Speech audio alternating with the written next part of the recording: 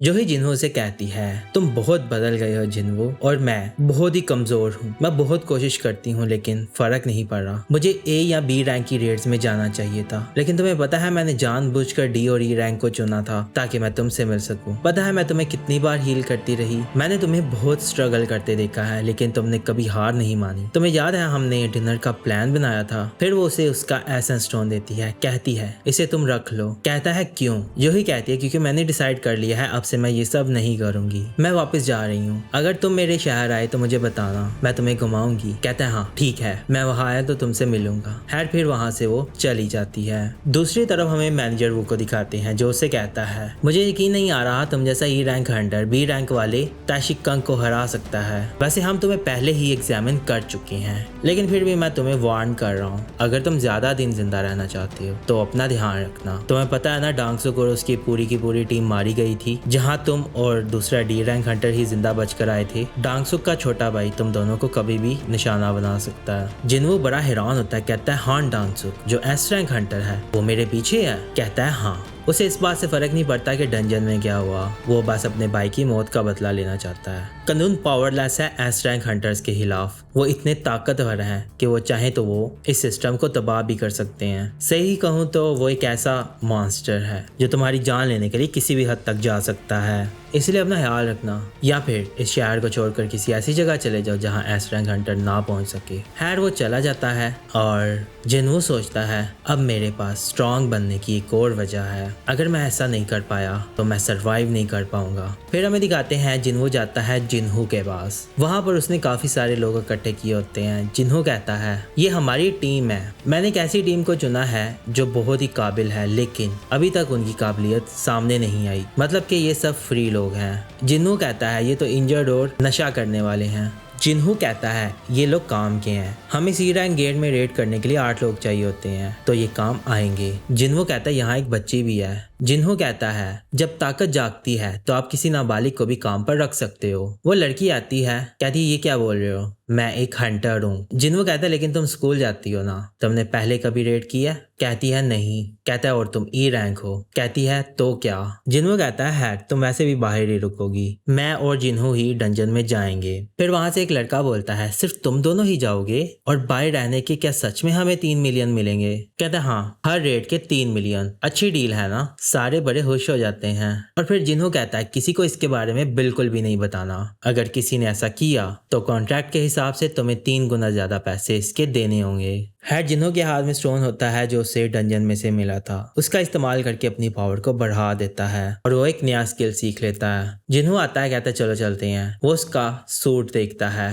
कहता है ये क्या है? कहता है ये बहुत ही कमाल का आर्मर है और मैंने इसको इटली से मंगवाया है, और वैसे भी डंजन में जाने से पहले मुझे तैयारी तो करनी होगी ना। वो उसे नीचे गिरा देता है, कहता है इसे अभी उतार दो। कहता है ओके।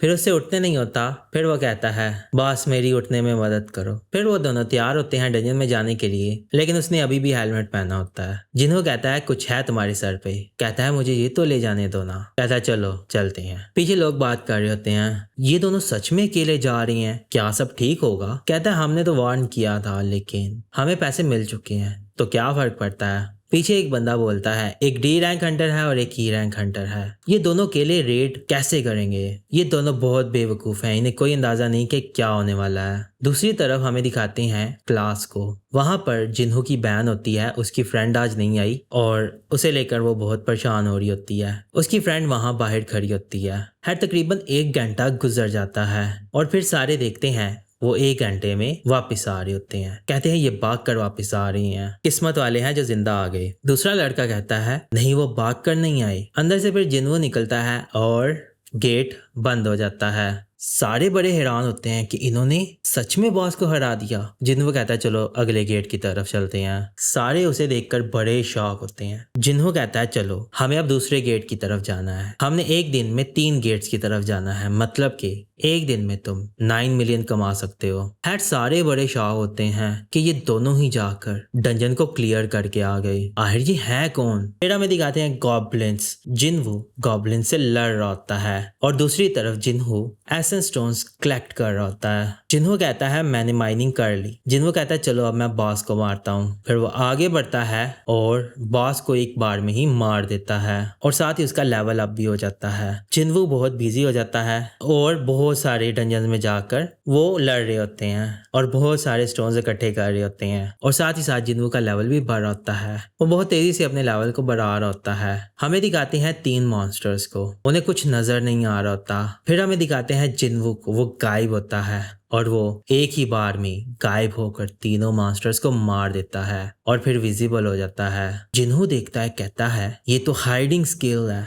बॉस तो और स्ट्रांग हो रहे हैं। जिन्हो सोचता है इस एबिलिटी को हासिल करना आसान नहीं था लेकिन ये बहुत काम किया है। छुप कर लड़ना वाकई बहुत कमाल है। खैर उसकी डैश स्किल भी बढ़ जाती है। पीछे से एक मॉन्स्टर आता है, वो उसको बहुत आसानी से मार देता है। खैर उसके स्किल्स इंप्रूव हो रहे होते हैं। जिन्हो कहता है बहुत अच्छा काम किया, मैं स्टोन्स इकट्ठे कर लूं, आप इतनी देर तक आराम कर लें। ड्रिंक निकाल कर पीता है और सोचता है मेरा माना बहुत ही कम है, मैं ज्यादा देर तक इसे इस्तेमाल नहीं कर सकता। मुझे अब इंटेलिजेंट एबिलिटी के ऊपर भी काम करना होगा। क्या मुझे उस डीमन डंजन की तरफ बढ़ना चाहिए? फिर सोचता है नहीं, अभी मैं बी या ए रैंक के बीच में कहीं हूँ, क्या मैं उस मॉन्स्टर से लड़ सकता हूँ? फिर नोटिफिकेशन आती है कि प्लेयर जरूरी लेवल तक पहुंच गया है। एक जॉब चेंज क्वेस्ट मिलती है। दूसरी तरफ हमें वाइट टाइगर गिल्ड को दिखाते हैं। वहां पर एक मैनेजर ऑन होता है, उसे एक बंदा रिपोर्ट देता है। ये सी रैंक गेट्स के बारे में है। कोई बंदा सी रैंक के गेट्स 150 मिलियन में खरीद रहा है। एक नई टीम है जो कि मार्केट रेट से डबल कीमत देकर सी रैंक गेट्स परचेज कर रही हैं और लीडर है जिन्हो। ये कौन है? फिर वो उसे बताता है ये यूजिन कंस्ट्रक्शन के प्रेसिडेंट का बेटा है। कहता है अगर वो ऐसे ही करते रहे वो तो कंगाल हो जाएंगे। एक अमीर लड़का हंटर बनना चाहता है। दूसरी तरफ संग जिन्हो का नाम लिखाता है ई रैंक हंटर। लड़का कहता है हाँ मुझे लगता है कि सारी टीम बहुत जल्दबाजी में बनाई गई है, मुझे नहीं पता कि वो क्या प्लान कर रहे हैं। उसे याद आता है ये जिन्हो का नाम मैंने पहले भी कहीं सुना है। ये वही लड़का है जो एशियन डंजन के साथ कनेक्टेड है। इस मामले में कोई ना कोई गड़बड़ जरूर है।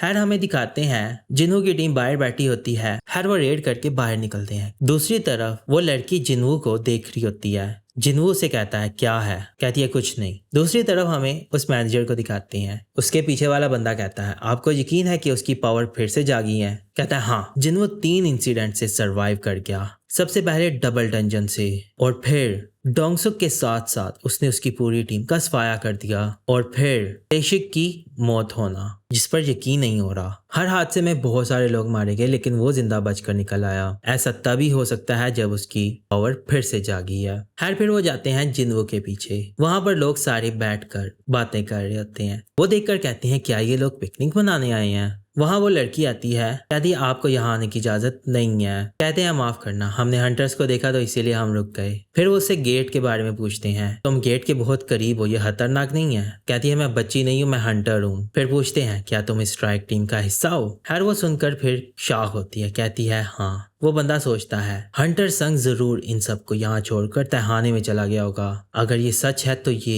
एक बहुत बड़ी खोज होगी। कहते हैं माफ करना, हमने तुम्हें परेशान किया और जाने लगते हैं। खैर फिर वो दोनों वापस आ जाते हैं। जिन्हो पूछता है कल हमें कहाँ जाना है? कल मुझे एक काम है और मुझे एक छुट्टी चाहिए। जिन्हो कहता है मैंने कुछ गेट्स बुक किए थे, क्या मैं उन्हें कैंसिल कर दूं? कहता है नहीं रहने दो, पैसे वेस्ट होंगे। जिन्हो कहता है मैं उसे 2 दिन रोक कर रख सकता हूँ। कहता है ठीक है, फिर हम बाद में चले जाएंगे। पीछे से वो मैनेजर उनकी बातें सुन रहा होता है। फिर हमें दिखाते हैं एक बंदा आग में जल रहा होता है और चिल्ला रहा होता है और दूसरी तरफ हम एक और बंदे को दिखाते हैं जो उसे जलता हुआ देख रहा होता है और अचानक से एस रैंक हंटर चोई की आंख खुल जाती है। वो एक नाइटमेयर होता है, उसे अभी भी जेजू आइलैंड की बातें परेशान कर रही होती हैं। खैर फिर वो जेजू आइलैंड के मिशन का डॉक्यूमेंट उठाता है और कहता है वक्त आ गया है। खैर जिन्हो को वो ड्रॉप करता है और चला जाता है। वो दोनों जिन्हो के पीछे आ जाते हैं। कहते हैं माफ करना हंटर संग, मुझे आपसे मिलकर अच्छा लगा। मेरा नाम आ सांगमिंग है, मैं व्हाइट टाइगर गिल्ड का मैनेजर हूँ, क्या मैं आपसे बात कर सकता हूँ? फिर वो जाते हैं कैफे में। कहता है हमारी व्हाइट टाइगर गिल्ड हमारी कंट्री की सबसे बड़ी गिल्ड में से एक है, मैं सीधी बात करता हूँ, अगर आप हमें ज्वाइन करते करते हैं तो हम आपको डबल कीमत देंगे जो यूजिन कंस्ट्रक्शन आपको दे रही है। इसके अलावा भी हम आपकी कंडीशंस पूरी करेंगे। और दिल ही दिल में सोच रहा होता है ई रैंक के हंटर के लिए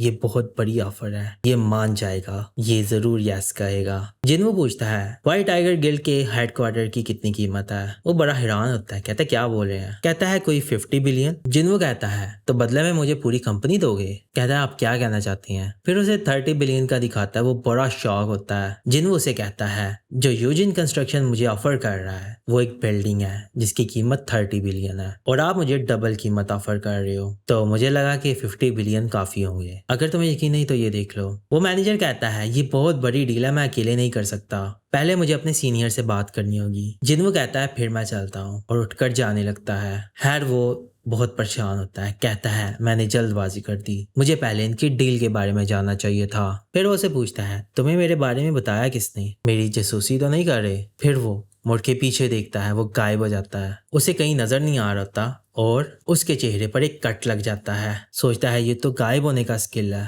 अब मुझे समझ आई कि यूजिन कंस्ट्रक्शन ने इतनी बड़ी ऑफर क्यों की। कहते हैं जो भी हुआ उसके लिए माफ कर दें, लेकिन मेरा कोई बुरा इरादा नहीं था। जिन्हो कहता है पीछे मत मुड़ो। कहता है आजकल के रुकीज की ट्रेनिंग की वजह से डंजन की मार्केट बहुत ही ज्यादा डिले हो रही है और पॉलिसी के मुताबिक वो ट्रेनिंग के बिना रेड नहीं कर सकते। मैं इसी को ही इन्वेस्टिगेट कर रहा था और फिर मैंने जानने की कोशिश की कि वो कौन है जो इतने सारे गेट्स खरीद रहा है और फिर मुझे तुम्हारा पता चला, हंटर संग। फिर वो पूछता है तुम्हारे अलावा और कौन जानता है। कहता है मेरा एक सबॉर्डिनेट है और मैं हूँ बस। जिन्हो कहता है मैं चाहता हूँ कि मेरा राज ही रहे, अगर लोगों को पता चल गया तो मेरा शक तुम दोनों पर ही जाएगा। मैनेजर कहता है वैसे मुझे गिल्ड के हेड को बताना होता है, लेकिन चलें, मैं मरना नहीं चाहता तो इसीलिए मैं और मेरा सबॉर्डिनेट नहीं बात करेंगे। कहता है ठीक है। फिर उसके सामने आ जाता है। जिन्हो कहता है सी रैंक गेट्स की बुक होने की वजह से बहुत प्रॉब्लम बन रही है, माफ करना लेकिन हमें और गेट्स भी खरीदने हैं। मैनेजर कहता है हाँ, लेकिन इस वजह से नए हंटर्स को बहुत प्रॉब्लम हो रही है। कहता है चलो हम एक डील करते हैं। कहता है मैं तुम्हें 3 सी रैंक गेट्स के राइट देता हूँ, अगर तुम ऑफर को रिजेक्ट करती हो तो समझ लेना कि तुम्हारी गिल्ड को सी रैंक गेट्स नहीं मिलेंगे। ठीक है, कितनी कीमत में।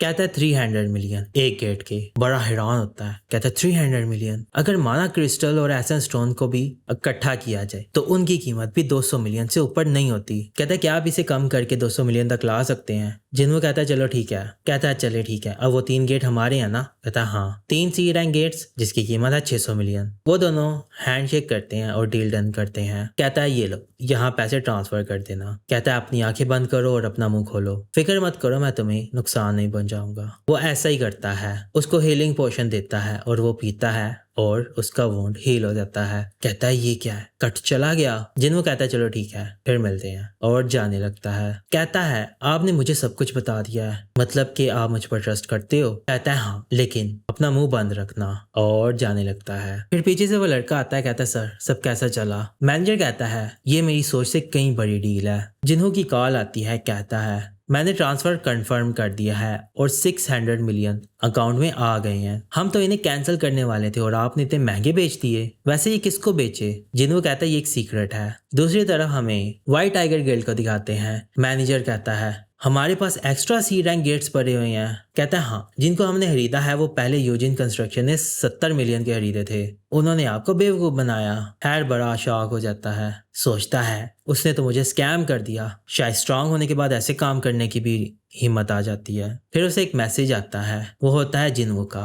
कहता है मैं जिन्हो हूँ, मैंने तुम्हें माफ किया, हमारा हिसाब बराबर हुआ, तुमने मुझ पर जासूसी जो की थी। फिर रिलैक्स हो जाता है, कहता है अच्छा तो ये बात थी, चलो इस बार वो जीत गया। वैसे इसे पंगा लेना महंगा पड़ गया, बेशक उसने मुझे धोखा दिया है, लेकिन अब मेरे पास उसका नंबर आ गया है। खैर अभी मेरे लिए इतना ही काफी है। फिर हमें दिखाते हैं जिन्हो जा रहा होता है ए रैंक डंजन की तरफ। जिन्हो जाता है उस गेट की जगह पर। उसके सामने नोटिफिकेशन आती है जॉब चेंज मिशन की। सोचता है ये मिशन मुझे बहुत पहले मिला था, लेकिन इसमें मुझे चांस दिया गया था कि आपका जब दिल करे कर लो। शायद इस वजह से क्योंकि ये मिशन डेंजरस है, या फिर ये कोई ऐसा मिशन है जिससे मैं बहुत ज्यादा स्ट्रांग बन जाऊंगा। फिर वो उस क्वेस्ट को एक्सेप्ट कर लेता है और वहां पर एक बहुत बड़ा ब्लास्ट होता है और एक गेट खुल जाता है। देखकर बड़ा हैरान होता है, कहता है चलो शुरू करते हैं। फिर वो अंदर जाता है। फिर हमें दिखाते हैं जिन्हू और उसके डैड को। वो अपने डैड के साथ बैठा होता है। वहां पर उसका बड़ा भाई आता है, कहता है मुझे देर तो नहीं हो गई। कहता है नहीं, तुम वक्त पर आए हो। फिर हमें ले चलते हैं जिन्हू की तरफ। वो उस डंजन में होता है। उसे नोटिफिकेशन आती है कि आप पोशन और फुल रिकवरी का इस्तेमाल नहीं कर सकते। देखकर बड़ा हैरान होता है और साथ में ये भी लिखा होता है कि इस मिशन को पूरे किए बिना आप यहाँ से नहीं जा सकते। फिर सोचता है मुझे बहुत केयरफुल रहना होगा। फिर उसे आवाज आती है, इन्वेंट्री खोलता है, वहां से अपना वेपन निकालता है। उसके पास एक नाइट आता है और उसके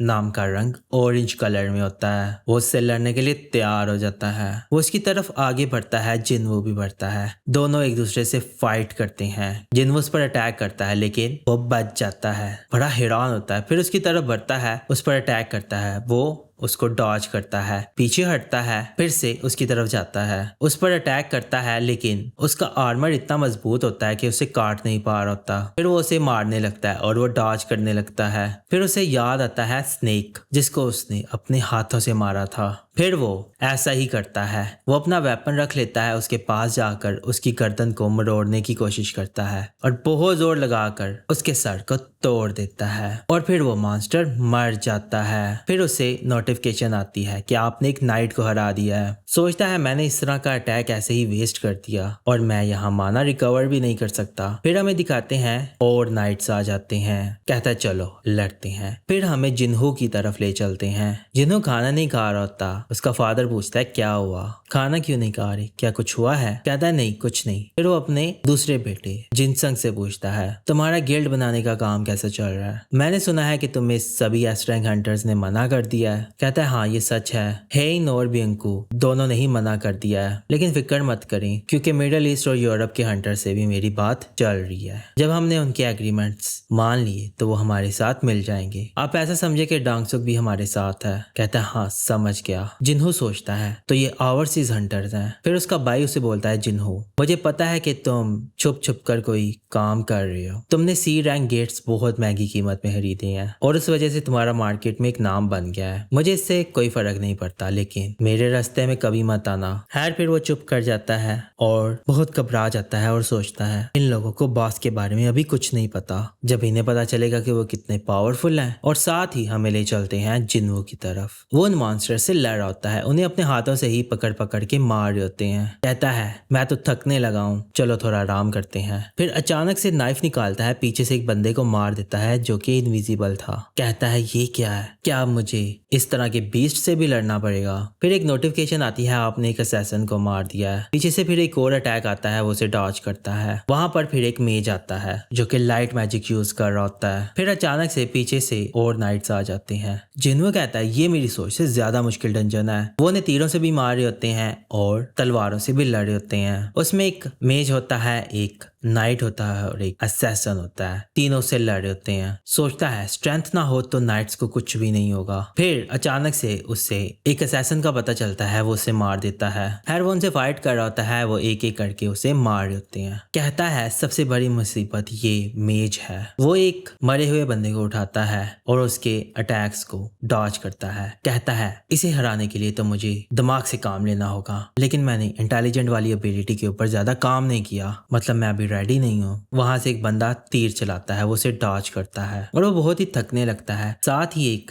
नोटिफिकेशन खुलती है कि आपकी फटीक 65 तक पहुंच गई है। कहता है मैं तो थकने लगा हूँ, ये सब जल्दी खत्म करना होगा। फिर दूसरी तरफ हमें दिखाते हैं एक बिल्डिंग को। वहां पर एस रैंक हंटर चोई जा रहा होता है। वो जाता है ऊपर हेलीपैड पर, वहां और भी हंटर्स होते हैं। कहता है तुम सबको देखकर मुझे अच्छा लगा, वक्त आ गया है। फिर हमें जिन्हू के पास ले चलते हैं। वो सारे नाइट्स को वहां मार देता है और बहुत थका होता है और पानी पी रहा होता है। कहता है चलो इन बीस्ट से मिलने वाली चीजें तो मुझे मिल गई जो कि बहुत काम की हैं, खैर उसे फिर एक नोटिफिकेशन मिलती है जिसमें लिखा होता है कि उसे एक चेस्ट प्लेट मिली है। कहता है मुझे इन्वेंट्री के सामान का इस्तेमाल करना चाहिए। फिर वो उस सामान को पहन लेता है। जब वो उसे पहनता है वो इनविजिबल हो जाता है। कहता है ये तो गायब हो गए, इसको पहना हुआ है किसी को पता भी नहीं चलेगा, इनमें चलना फिरना भी बहुत आसान है। मुझे लगता है मेरा लेवल फिर से बढ़ गया है, अब मेरी थकावट चली गई है, अब मुझे आगे बढ़ना चाहिए। फिर वो आगे जाता है, आगे एक गेट होता है। कहते ये क्या है, इस दरवाजे की दूसरी साइड पर क्या होगा, लेकिन अंदर चाहे जितना भी खतरा हो मुझे जीत कर ही आना होगा।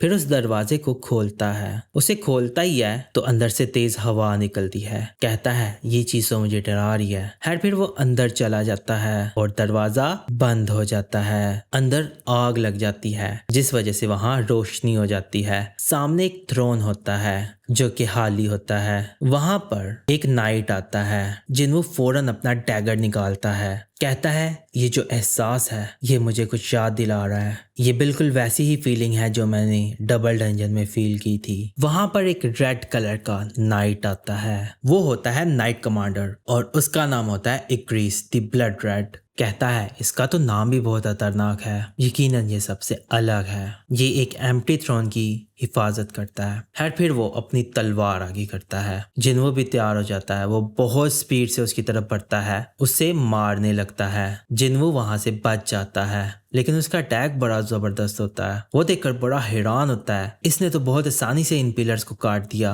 वो फिर से उसे मारता है, वो उसे ब्लॉक करता है लेकिन उसका अटैक बहुत ही खतरनाक होता है। वो पीछे जाता है, खुद को संभालता है, वो फिर से उसकी तरफ आ जाता है, उसे मार रहा होता है लेकिन वो किसी तरह वहां से बच जाता है और उसके अटैक से पीछे की दीवार टूट जाती है। कहता है ये तो बहुत खतरनाक है। वो फिर से उसे मारता है, वो डॉज करता है लेकिन वो फिर से पीछे जाता है और फिर उसके अटैक्स उसकी तरफ आते हैं। वो खुद को संभालता है, नीचे आता है, फौरन से वो उसके पास आ जाता है, उस पर फिर से अटैक करता है। वो फिर से किसी तरह वहां से बचकर निकल जाता है। कहता है ये तो बहुत ताकतवर मास्टर है। वो फिर से उस पर अटैक करता है लेकिन वो उसके सारे अटैक्स को डॉज किए जा रहा होता है। वो उसे बहुत मारता है लेकिन उसके अटैक्स उस पर असर नहीं कर रहे होते। एक अटैक उसे लगता है लेकिन उसका कवच बहुत मजबूत होता है। कहता है ये भी काम नहीं कर रहा, बहुत घबरा जाता है। फिर वो उसे मारता है, वो उसे ब्लॉक करता है लेकिन उसके अटैक में बहुत जोर होता है। वो उसे पूरी कोशिश कराता है रोकने की लेकिन उसमें बहुत जोर होता है। फिर जिन्वो किसी ना किसी तरह उसके अटैक को रोक लेता है और पीछे जाता है।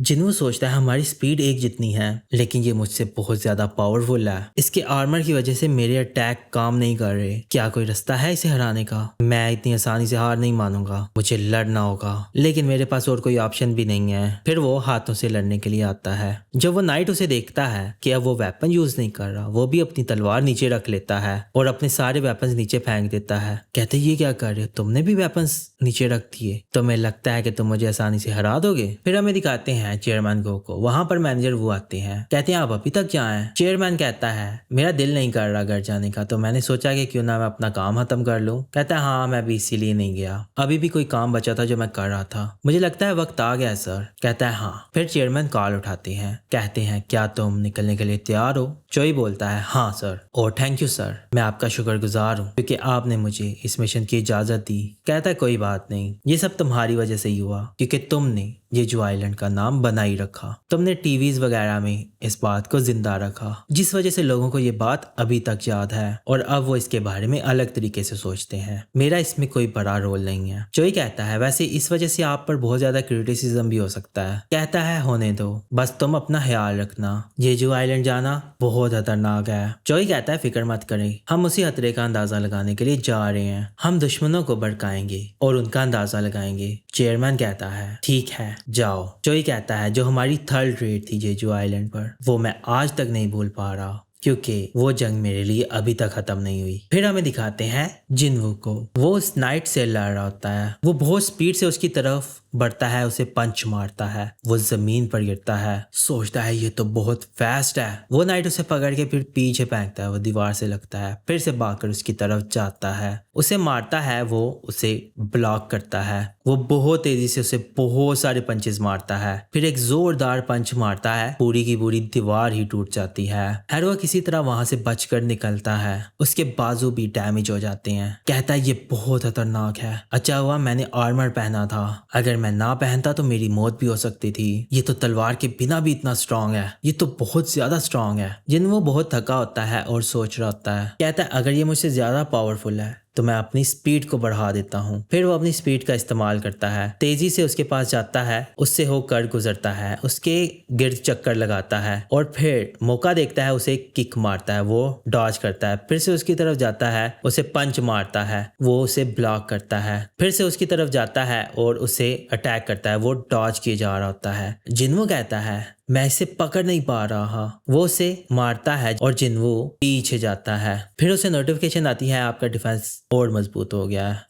फिर वो एक पत्थर उठाकर उसे मारता है। उसे लगता है, फिर वो उसकी तरफ भाग कर जा रहा होता है, उसके पास जाता है, उसे फिर से मारता है, वो जमीन पर जाकर गिरता है और एक पिलर से जाकर लगता है। फिर वो उसे देखता है, फिर जिन्वो वहां से उठकर उसके पास आता है, उस पर अटैक किए जा रहा होता है और वो उससे डॉज किए जा रहा होता है। फिर उसे पकड़ के ऊपर फेंकता है, वो फिर से उसके पास आता है। दोनों आपस में लड़ रहे होते हैं, लेकिन अब जिन्वो उसका मुकाबला कर पा रहा होता है, कोशिश करता है और किसी ना किसी तरह उसकी किक उससे लग जाती है, तो उसका असर उस पर नहीं होता, तो उल्टा वो उसे मारने लग पड़ता है। उसे बहुत मारता है, वो पीछे जाता है, फिर भागकर उसकी तरफ जाता है और जंप करके जाता है, उससे फाइट करता है। वो उसे पकड़ पकड़ कर मारी जा रहा होता है। वो पीछे जाकर गिरता है, लेकिन वो उसकी जान नहीं छोड़ता। वो फिर से उसे पकड़कर दूसरी तरफ फेंकता है और फिर उसकी तरफ बढ़ता है। जिन्वो वहां थ्रोन के पास बैठा होता है और बहुत थक जाता है, उसकी हालत भी बहुत खराब हो रही होती है। वो नाइट उसके पास जाता है और फिर वो अपनी तलवार को अपने पास लाता है और फिर वो उसे मारने लगता है। जिन्वो वहां उधर ही बैठा होता है। वो नाइट फिर अपनी तलवार चलाता है, उस पर अटैक करता है, लेकिन जिन्वो अपने हाथ से उसकी तलवार को पकड़ लेता है। कहता है मैं अभी हारा नहीं हूँ। फिर वो उसकी तलवार पकड़कर पीछे फेंकता है और फिर अपना नाइफ निकाल कर उस पर एक सरप्राइज अटैक करता है, उसके सर पे लगता है। फिर उसे पकड़ के पीछे भागता है और पीछे भागकर उसे दीवार के साथ जाकर मारता है। वो नाइट अपनी आंख में से उसका नाइफ निकालता है। वो उसके चाकू से उसे मारने लगता है, लेकिन जिन्वो उस चाकू को इन्वेंट्री में डालता है और फिर से निकालकर अपने हाथ में लेकर उसे फिर से मारता है और फिर दूसरा अटैक करता है और बार बार उस टैगर से उसे मारी जा रहा होता है और फिर उसका लेवल अप होने लगता है और वो किसी ना किसी तरह उस नाइट को मार ही देता है और बहुत थक जाता है। वो नाइट मर जाता है और जिन्वो ये मुकाबला जीत जाता है। बड़ा हैरान होता है, मैंने इसे हरा दिया। नोटिफिकेशन आती है आपने ग्रिस को हरा दिया है। फिर वो नीचे बैठ जाता है, कहता है मैं तो बाल बाल बचा, मैं किस्मत वाला था जो मैं जीत गया। स्किल्स, एबिलिटी और एक्सपीरियंस, ये हर चीज में मुझसे बहुत आगे था। अगर जरा सी भी गलती करता तो मैं मर सकता था। फिर कुछ नोटिफिकेशंस खुलती हैं, उसे 4 रिवार्ड्स मिलते हैं, 15 लाख गोल्ड, फिजिकल डैमेज और साथ ही उसे एक ग्रिस का हेलमेट मिलता है, S रैंक हेलमेट। कहता है तो मतलब वो चाबी S रैंक आइटम थी और बड़ा खुश होता है। कहता है ये बहुत कमाल की चीज है। फिर उससे पता चलता है कि इससे 15% कम डैमेज होगा और उस हेलमेट को पहनकर ताकत और फुर्ती में उसके 20 पॉइंट्स बढ़ जाते हैं। कहता है ये तो कमाल है। फिर उसे स्टोन मिलता है। कहता है इसका मैं क्या करूं, ये एक टेलीपोर्टेशन स्टोन है, इसको तो मैं इन्वेंट्री में भी नहीं डाल सकता, ये मुझे क्यों दिया गया है। कहता है क्या अभी ये सब खत्म नहीं हुआ। फिर पीछे से कुछ गेट्स खुल जाते हैं और एक नोटिफिकेशन आती है, जितनी देर हो सकता है सरवाइव करो पॉइंट्स के लिए, और लिखाता है गुड लक। कहता है ये क्या है। फिर वहां पर टाइम शुरू हो जाता है। कहता है अब मुझे सबसे लड़ना होगा। वहां से फिर नाइट्स निकलने लगते हैं। कहता है अगर ये ग्रीस जितने ताकतवर होते तो मैं तो मर जाता, लेकिन इन सबको मैं आसानी से हरा सकता हूँ, लेकिन ये बहुत सारे हैं। फिर उनकी तरफ बढ़ता है और उनसे लड़ने लगता है। दूसरी तरफ चोई अपनी टीम के साथ हेलीकॉप्टर में बैठता है और वहां से जाने लगता है और जिन्वो लड़ रहा होता है। कहता है इनकी तादाद तो बढ़ती जा रही है, मुझे जितनी देर हो सकता है जिंदा रहना होगा। फिर वो गायब होने का स्किल इस्तेमाल करता है और गायब हो जाता है। गायब होकर वहां से निकल जाता है और फिर अपने पॉइंट्स चेक कर रहा होता है। कहता है मेरे पास 190 पॉइंट्स बचे हैं, गायब होने के लिए 200 पॉइंट लगते हैं और हर सेकंड का 1 पॉइंट लगता है, मुझे ज्यादा से ज्यादा टाइम बाय करना होगा। फिर हमें दिखाते हैं वहां एक मेज होता है और वो एक आंख बना लेता है। वो आंख उसे पकड़ लेती है और उसकी गायब होने वाली पावर खत्म हो जाती है। वो फिर से विजिबल हो जाता है। वो फिर से उस पर अटैक करते हैं, वो डॉज करता है, पीछे से वो उस पर हमला करने लगते हैं। फिर वो उन्हें फ्रीज करता है और उन पर अटैक करने लगता है। फिर उनसे लड़ रहा होता है, कहता है ये तो बहुत वर्स है, मतलब मैं गायब भी नहीं हो सकता। पीछे से एक नाइट आकर उस पर अटैक करता है, वो उसे लग जाता है, उसका खून निकलने लगता है। वो फिर उसे मारता है, वो पीछे जाता है, सोचता है कितना टाइम हो गया, 5 मिनट हो जाते हैं। कहता है सिर्फ 5 मिनट ही हुए हैं, ये इम्पॉसिबल है, मुझे जाना ही होगा। वो टेलीपोर्टेशन स्टोन का इस्तेमाल करने लगता है, लेकिन पीछे से एक नाइट आ जाता है, वो उसे मारता है, उसका स्टोन नीचे गिर जाता है और फिर वो वहां फंस जाता है।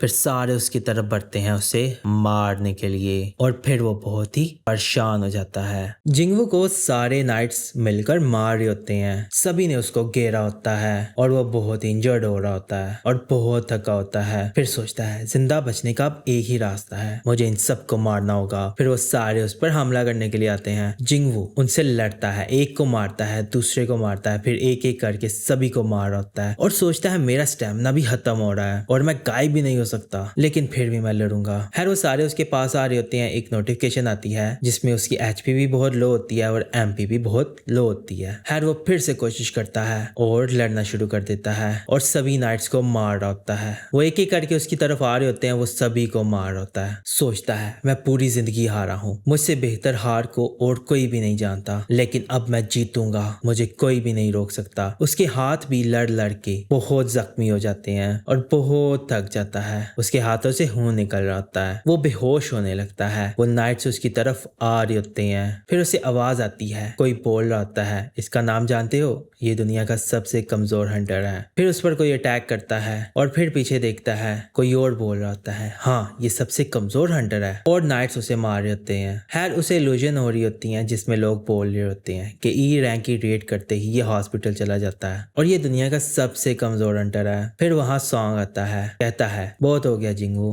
खुद को फोर्स मत करो। फिर जोही भी उसे नजर आने लगती है जो बोल रही होती है बेहतर होगा कि तुम हार मान जाओ। फिर जिंगू को एक नई इल्यूजन नजर आती है जिसमें वो बोलता है तुम इसी के लायक हो, इतने बड़े खतरे में क्यों पड़ रहे हो, तुम एक ई रैंक हंटर थे और देखो तुम कितना आगे तक पहुंच गए हो, क्या ये काफी नहीं है, सोचो जरा जिंगू। फिर हमें दिखाते हैं हंटर एसोसिएशन को, वहाँ चेयरमैन बोल रहा होता है तुम्हें जेजू आइलैंड की तीसरी रेड याद है, उस वक्त मैं पूरी तरह से फिट नहीं था इसलिए मैं नहीं जा पाया, क्या तुम वहाँ गए थे। मैनेजर कहता है हाँ मैं वहाँ गया था। चेयरमैन बोलता है बहुत सारे लोग मारे गए थे और जो लोग जिंदा बच के आ गए वो आज भी डरे हुए हैं और वो आज तक वो सब भूल नहीं पा रहे, लेकिन अब इस सब को पीछे छोड़ना होगा, अगर ऐसा नहीं किया बहुत बड़ी तबाही आएगी। फिर हमें जिन्वू को दिखाते हैं, वो खुद को देख रहा होता है, उसकी इल्यूजन बोलती है क्या तुम खुद को पहचान नहीं रही, कहता है तुम लंबे हो गए हो और बहुत ताकतवर लग रहे हो, लेकिन अंदर से मैं बहुत कमजोर हूँ और लगता है मैं फिर से मरने वाला हूँ। खैर वहां से एक नाइट तलवार चलाता है, वो उसे ब्लॉक करता है और पीछे गिरता है। वो इल्यूजन फिर से उसके पास आती है, कहता है तुम ई रैंक हंटर हो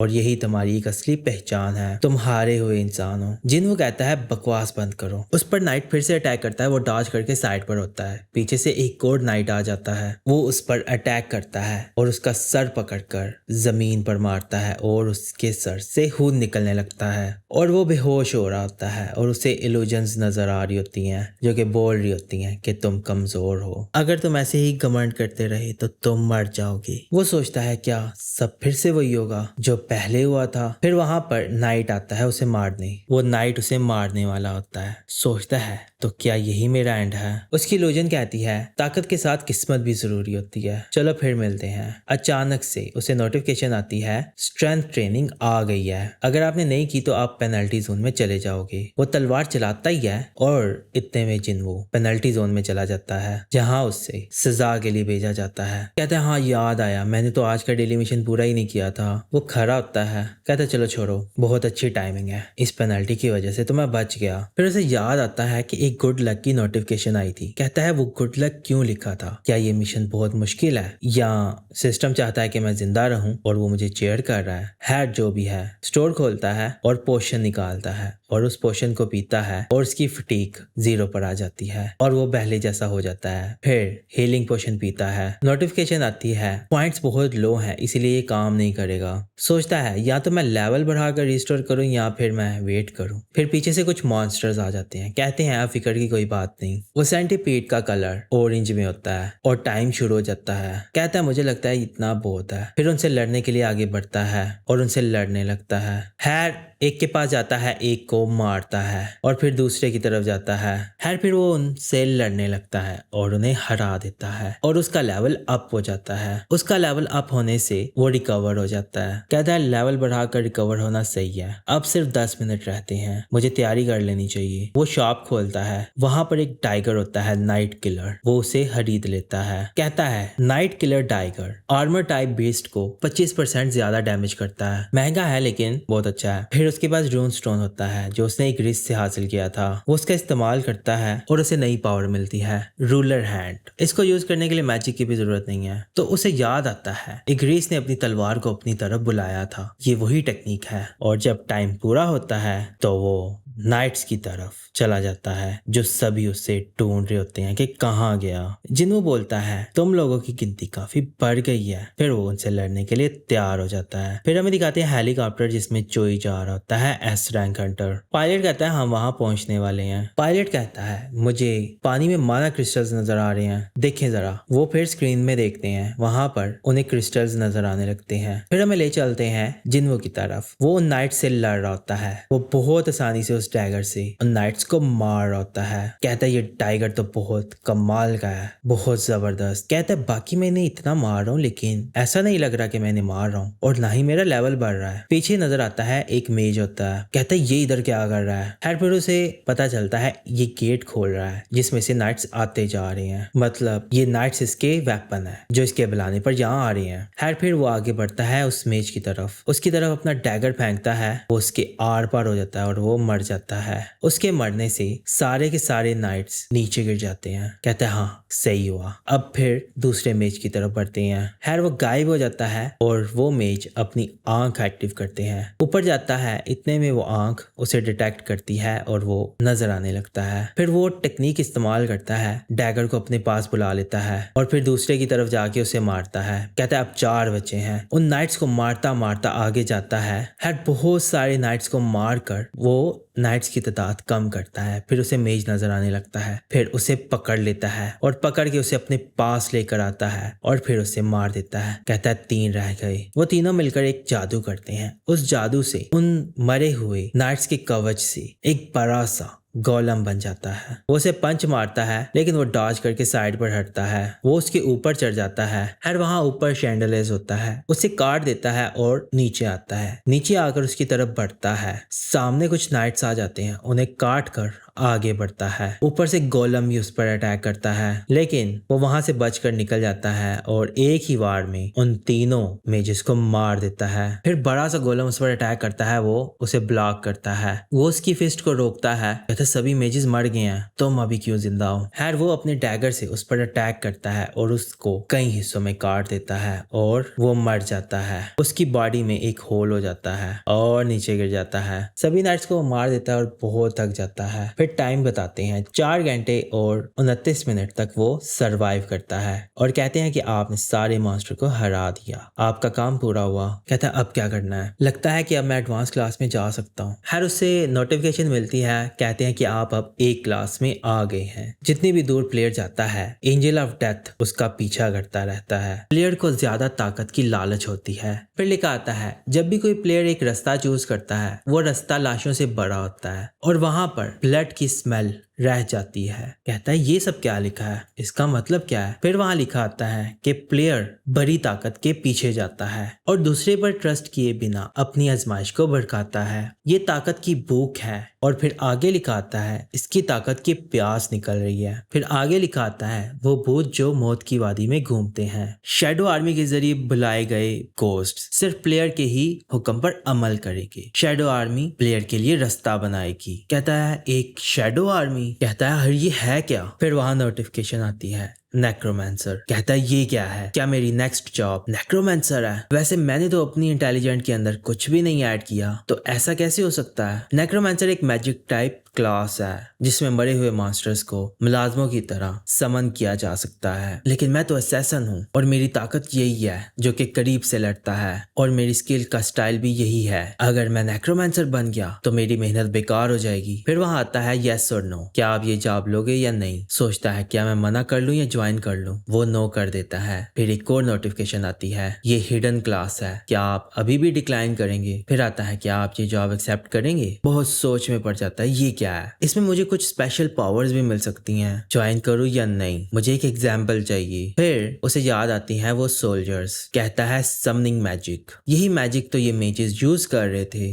वैसे मुझे इनसे लड़के ऐसा लग रहा था कि मैंने बार बार मार रहा हूँ। इसे एक जॉब चेंज मिशन का नाम दिया गया है। क्या इन्होंने सब कुछ पहले से ही डिसाइड किया था, क्या सिस्टम ये सब कर रहा है। लेकिन ये बड़ा इंटरेस्टिंग है। ये इतने स्ट्रांग नहीं थे लेकिन मैं स्ट्रांग हूँ। नेक्रोमेंसर भी लड़ सकते हैं अगर लेवल और क्लास एक जैसी ही हो। लेवल के साथ साथ मेरे स्किल्स भी बढ़ेंगे, मतलब कि ये शैडो आर्मी और ज्यादा पावरफुल होती जाएगी। मतलब सिर्फ मेरे अकेले का लेवल ही नहीं बढ़ेगा। वो यस कर देता है। फिर हमें दिखाते हैं चेयरमैन गो को, कहते हैं सुबह हो गई है, अब तक हंटर चोई अपने साथियों के साथ आइलैंड तक पहुंच गए होंगे। फिर हमें जिन्वू को दिखाते हैं, उसकी जॉब फाइनलाइज हो जाती है और उससे नई पावर मिलती है और उसे बोनस अवार्ड भी मिलता है और उसे बहुत सारे बोनस रिवार्ड्स मिलते हैं और उसमें शैडो की फिर पावर आ जाती है। हर वो उस ताकत को महसूस करता है और बहुत इम्प्रेस्ड होता है। फिर एक नोटिफिकेशन आती है, आपकी जॉब चेंज हो गई है, नेक्रोमेंसर से शैडो मोनार्क। सोचता है क्या सच में मेरे पास इतने पॉइंट्स थे।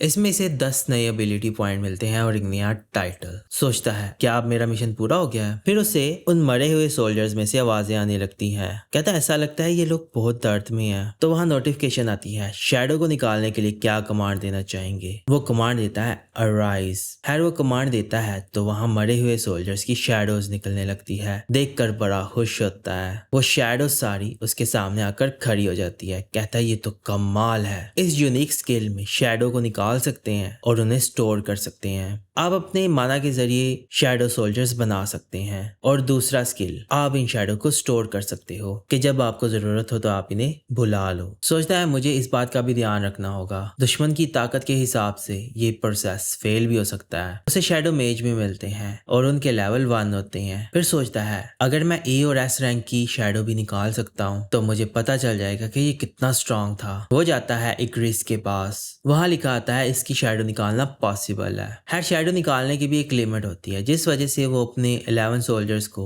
रिलीज कर देता है। कहता माफ करना, बिला वजह मैंने तुम सबको जगाया। सोचता है अगर मैं ग्रीस को अपनी तरफ कर लूं तो बहुत स्ट्रांग बन जाऊंगा। फिर अराइज बोलता है, वो हिलता है, उसमें से शैडो निकलने की कोशिश करती है लेकिन नहीं निकलती। वहां आता है शैडो एक्सट्रैक्शन इज फेल्ड। अब 2 ट्राइज और बची हैं। वो फिर से कहता है अराइज और वो जागने की कोशिश करता है लेकिन नहीं जागता। फिर दूसरी तरफ चेयरमैन को दिखाते हैं, बोल रहा होता है जब तक पावर दोबारा नहीं जागती तो हमारी ताकत ना बढ़ती है और ना ही कम होती है, इसीलिए हम अपनी कॉम्बैट एबिलिटीज को बेहतर करते हैं और अपने दोस्तों को अपने करीब रखते हैं। फिर हमें जिन्वू को दिखाते हैं, वो ग्रीस को बोल रहा होता है तुम अपने किंग का वेट कर रहे हो और तुम्हें पता भी नहीं है कि वो कब आएगा। नाइट कमांडर इक्रिस, तुम एक वॉरियर हो, तुम्हारा मकसद है अपने दुश्मनों को मारना। क्या तुम इस जगह पर अपने मकसद को होने दोगे? अगर तुम किसी को सर्व करना चाहते हो तो मुझे सर्व करो। तुम एक हाली थ्रोन की हिफाजत करने की कोई जरूरत नहीं है, तुम उस इंसान की हिफाजत करो जो तुम्हारे सामने खड़ा है। फिर कहता है अराइज।